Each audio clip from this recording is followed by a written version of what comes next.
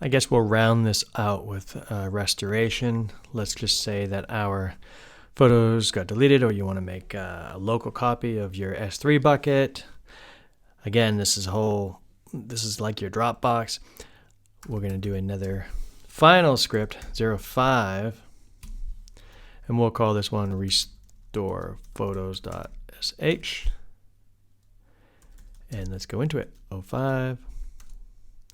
Let's make this fairly straightforward. Okay. On errors, just quit. Bucket name, once again. Not your bucket name, my bucket name. Mark, favorite photos. Okay, it auto-completed that one. It's because my other tab is open. Good to know. All right, well, anyways, there's the bucket name. We're going to do a restore directory.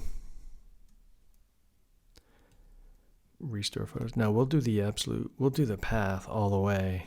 We're going to do home /desktop restored photos. Yes, that works. So we'll put this on our desktop and I'll show you that it works.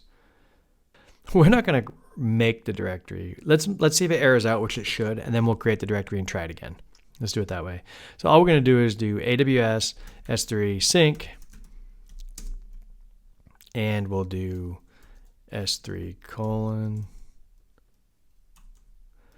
our bucket name, photos, yes, and then restore directory, good to go.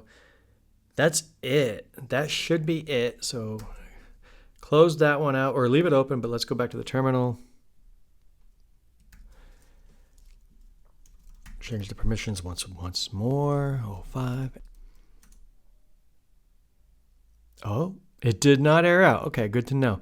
Now what we can do is we can go to our desktop. We'll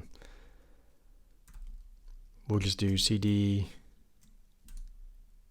ls cd desktop cd.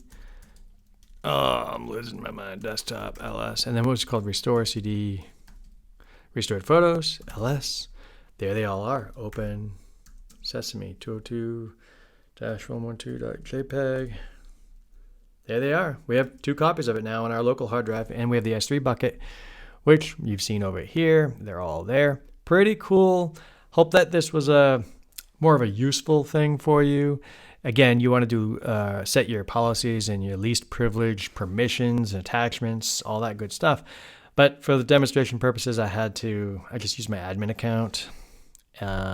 Again, we will get into much more later. Thank you for watching.